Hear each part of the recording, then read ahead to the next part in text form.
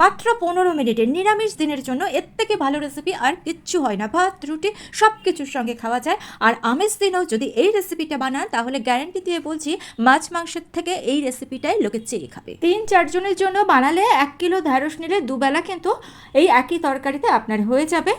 ভেন্ডিগুলোকে আগে ধুয়ে নিয়ে তারপর মাঝারি সাইজ করে কেটে এর মধ্যে পরিমাণ মতো নুন, হলুদ আর 1 চামচ বেসন দিয়ে দিয়েছি আর 2 চামচ কাঁচা সর্ষের তেল দিয়ে দিয়েছি।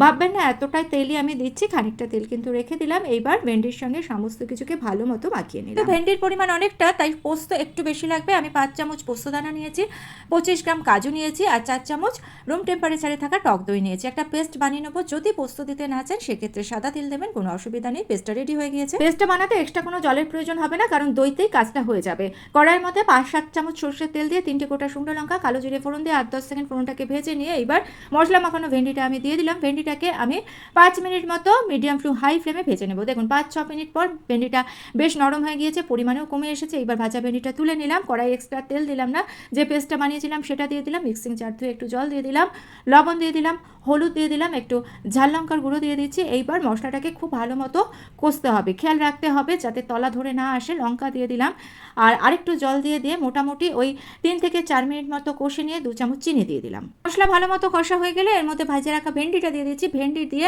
আরও 3 থেকে 4 মিনিট কিন্তু কষে নিতে হবে। জল কিন্তু এখানে একেবারেই পড়বে না। 3-4 মিনিট কষে নেওয়ার পর গ্যাসের ফ্লেম অফ করে দিয়েছি। দেখুন ভেন্ডি মশলা একেবারে রেডি। ভাত রুটি যার সঙ্গে ইচ্ছা খান, আর খেয়ে বলতেই হবে দুর্দান্ত।